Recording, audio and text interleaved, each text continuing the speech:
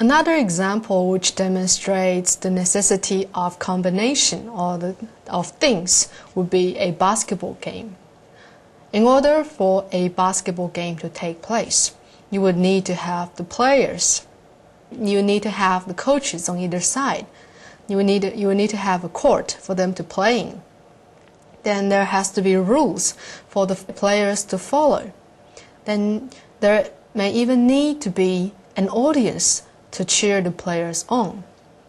With all of this combined together, a basketball game then becomes possible. Now, the fourth aspect of emptiness is the way things are related on each other. Buddhism stresses again and again that everything is interrelated, and each thing depends on other things for its definition. Take the different floors of a house for an example. B on the second floor is below A on the third floor. But we can also say that B is above C, who is sitting on the first floor. Therefore, the meaning of above and below are relative, and it all depends on where they are. Another example would be a group of different animals crossing the river. The depth of the water to them will all be different. For example, to a rabbit, the water would appear very deep because it won't be able to touch the bottom of the river. It will barely float on water. But for a horse, the water will not be as deep because it has longer legs and it can touch the bank and walk on the bottom of the river. But to an elephant, the water could appear shallow because of its height and its bigness. Then the water could just barely cover up its knees. So the depth of this water in the river has always been the same. But it starts to become different because of different animals interacting with it in different ways. So that's what we mean by the relativeness of each other. That demonstrates emptiness. Let me give you another example. If you have a dove and a sparrow flying in the sky, then the distance of far and close will be very different because of the speed at which they're flying. And it is like this with all words and all relationships between things. Now, the fifth aspect of emptiness will be the falseness of appearances. Since appearances change and are different depending on our points of view, we can see that they are empty. Take a candle, a gas lamp, and electric lamp as an example. They will all be different. For example, in the dark, you light up a candle and the room becomes bright. But a gas lamp will become even brighter and electric lamp will be even more brighter. But brightness itself has no definite meaning. Brightness is simply an appearance that is relative only to the situation at hand. Imagine if we were to reverse the process. We light up an electric lamp first, so the room will suddenly be well lit. And then we turn it down, turn it off, and change to a gas lamp. And the room would then become much more dimmer. And then we switch to a candle. And the candle is now considered dim instead of bright in the very beginning, where we lit it up in a totally dark room. So there is no absolute standard of brightness inherent in the universe everywhere. All thoughts and appearances are like this. From their relative natures, we can see that they are essentially empty. The sixth aspect of emptiness would be the meaning of words. Take a piece of cloth as an example once again. You can make it into a hat, a shirt, a pair of pants, or a pair of shoes. It's all made of the same cloth, but after that you'd have different values and different ways of treating either a hat or a shirt or pants. For example, you would wash your underpants as delicates, but you will wash your jeans as tough fabrics.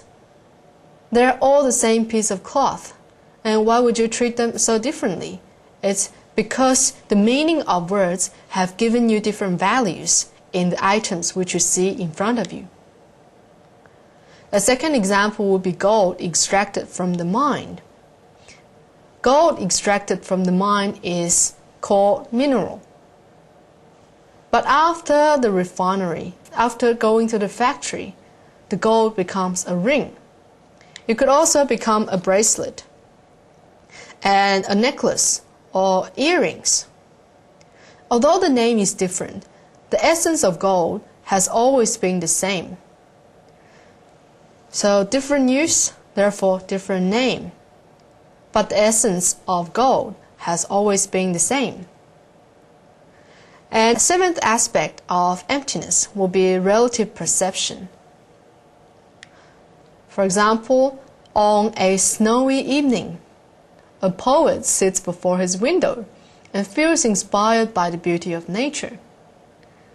He would think, if it snows a few more hours, it would be even more wonderful than this.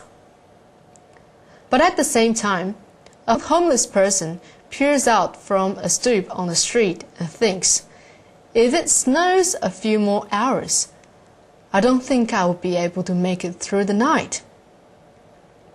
Both are seeing the same scenery, but since their conditions are different, they will perceive it very differently. Another example would be the same moon. Different people looking at the same moon will have different feelings about it. For example, for someone who is deeply in love, the moon will appear very romantic and beautiful to them. But to another person who had just been dumped, he will feel extremely lonely and sad as he stares at the moon. But has the moon itself ever changed? No. Therefore, this is the relative perception which we're talking about regarding emptiness. And now, as we have said, that emptiness is a philosophy, and it could be an idea that cannot be easily conveyed by words. But there are still some examples which can help us understand what emptiness is. For example, emptiness can be just like love. When you say there is love, and what if I asked you, where is love? Is it in your eyes? Is it in your body? Is it in your brain? We can break down our body and still cannot find love. But just because of this, would it mean that we can deny the existence of love? Parents love children. Men love women. We either love others or be loved back. So love is everywhere. The same goes to emptiness.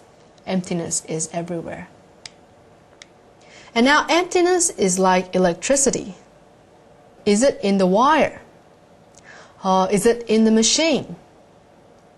Is it in the socket? Is it in the electronic instrument itself? We could break down the machine and we still cannot find electricity. Emptiness is the same. We cannot see it, but it's all over the place. Emptiness is also like the wind. When you talk about wind, where is the wind? Is it in the sky? Is it in the mountain? Is it in the forest? Or is it underground? We can feel it everywhere, so wind is everywhere. At the same time, so is emptiness. And as an extended attempt to help you understand emptiness even better, let's give you more examples of emptiness. People sometimes say that emptiness is like an X-ray. With an X-ray, we can see into the hidden paths of all forms. With an understanding of emptiness, we can see into the hidden depths of the phenomenal world. Emptiness helps us see through things and realize that what they really are. So we won't have the delusion of things being real or with a nature of self. Emptiness is like the digit 0. The nature of 0 is emptiness. But say you put 1 0 there, and it means nothing. But if we put a 1 in front of the 0, we now have 10. It's no longer nothing. If you put 2 zeros together, you still have nothing. But then you put a 1 in front of these 2 zeros, you get 100. As it continues like this, you put 3 zeros together, even though it still means nothing. When you add a 1 in front of it, you get 1,000. So emptiness is just like this digit 0. It may appear useless, but it contains and subsumes the entire universe.